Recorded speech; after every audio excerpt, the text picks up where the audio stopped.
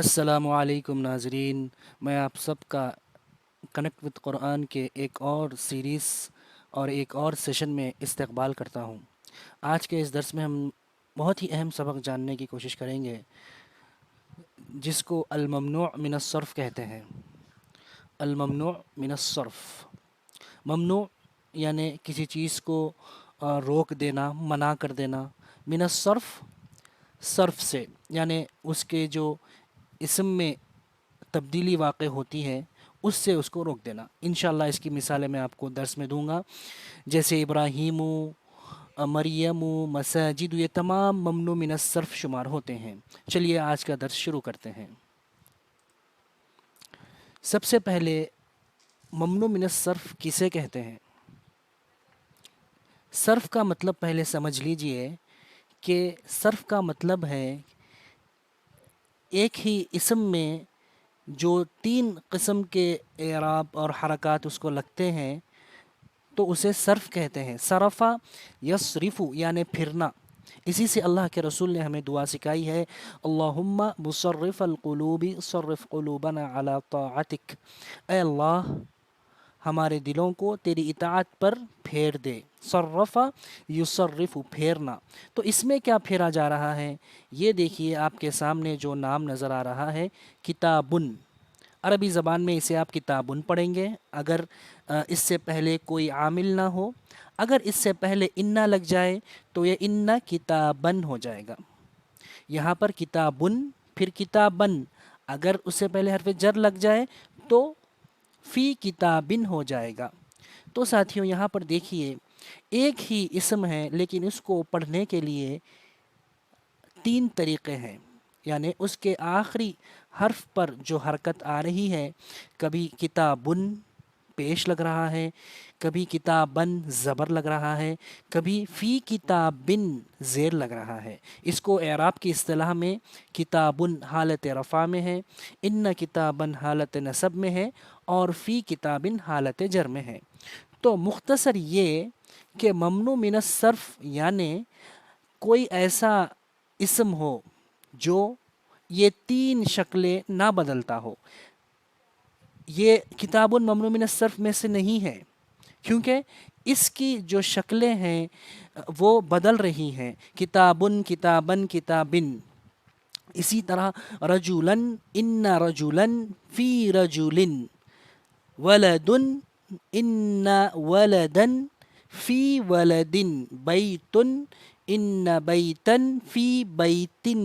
یہ تمام اسماء جو میں نے آپ کے سامنے ابھی بتائے ہیں یہ تمام ممنوع من الصرف میں سے نہیں ہے، کیونکہ ان کی حالت بدل رہی ہے عامل کے لحاظ سے۔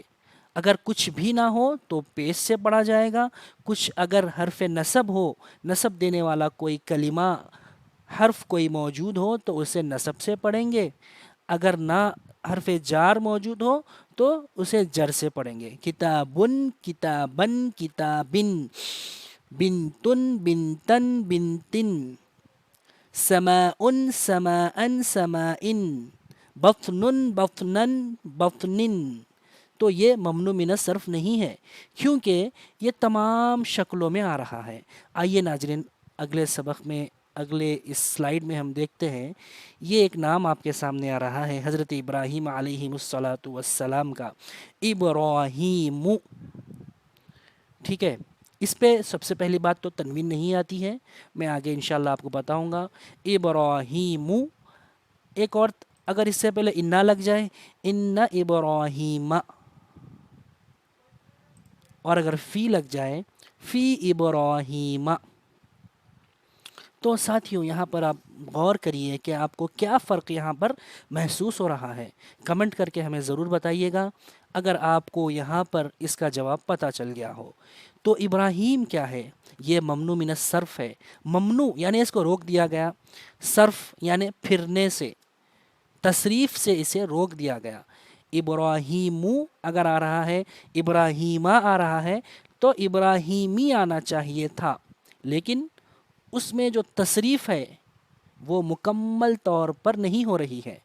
جیسے اس سے پہلے کہ ہم نے مثال میں دیکھا کتابن، کتابن، کتابن، یہاں پر بھی تنوین تو نہیں آتی ہے وہ ایک الگ بات ہے، لیکن کم از کم ابراہیمو، ابراہیمہ اور ابراہیمی، فی ابراہیمی آنا چاہیے تھا۔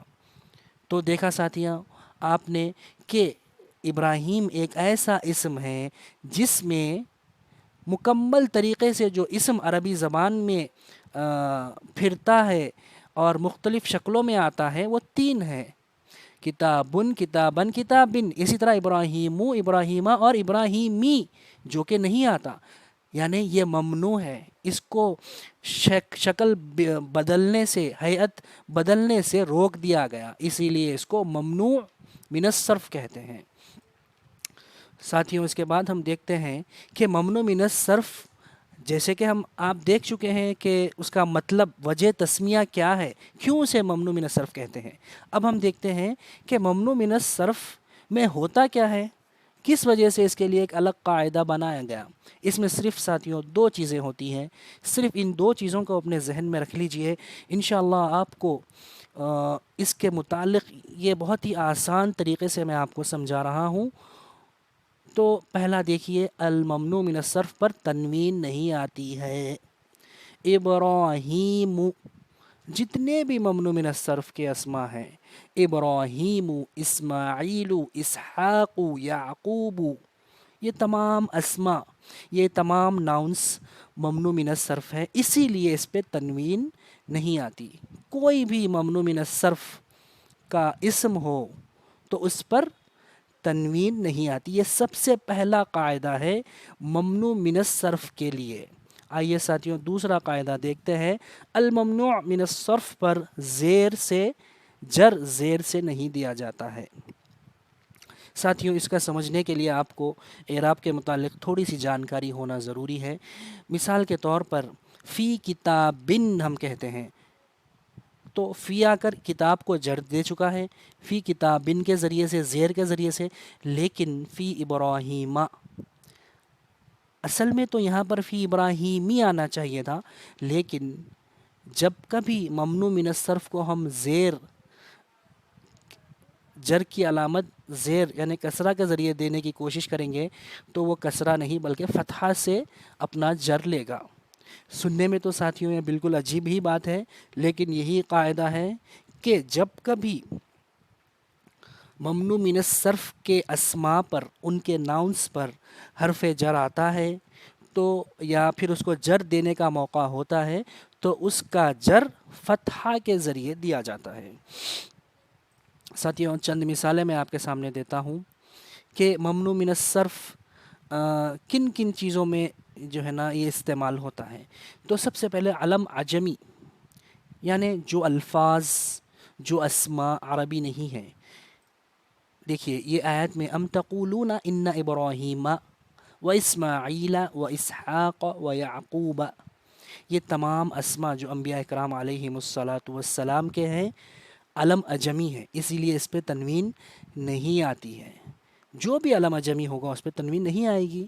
جیسے آپ نے کہا ولیم، ولیم انگریزی نام ہے، انگلش کا نام ہے، اس پر بھی تنوین نہیں آئے گی۔ جارجو کیونکہ علم اجمی ہے۔ تو ابراہیم، اسماعیل، اسحاق، یعقوب، یہ تمام اسما علم اجمی ہیں۔ تو عجم کے جو بھی الفاظ ہوتے ہیں، جو عربی جس کا روٹ ورڈ نہ ہو، وہ تمام کے تمام علم اجمی ممنوع من الصرف کی ایک قسم ہے۔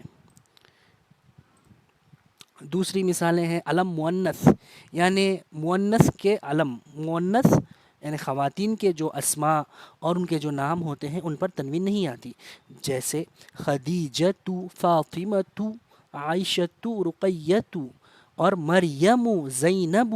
اگرچہ مریم اور زینب پر تا نہیں ہے لیکن اس پر بھی تنوین نہیں آتی ہے۔ اس کے بعد دیکھیے چند مخصوص اوزان ہیں، افعل کے وزن پر اگر آ رہا ہے احمد، فعلاء، علماء، مفاعل، مساجد، افعلاء، اغنیاء، فعلاء، صحراء۔ تو ساتھیوں یہ جو مخصوص اوزان ہیں، اگر کوئی ناؤن، کوئی اسم ان اوزان پر آ جاتا ہے تو اس پر بھی ممنوع من الصرف کے قوانین لاگو ہوتے ہیں۔ امید کرتا ہوں کہ آپ کو یہ ہمارا درس پسند آیا ہوگا۔ اگر کوئی ڈاؤٹ ہو تو ہم سے ضرور ای میل کے ذریعے رابطہ کریں۔ السلام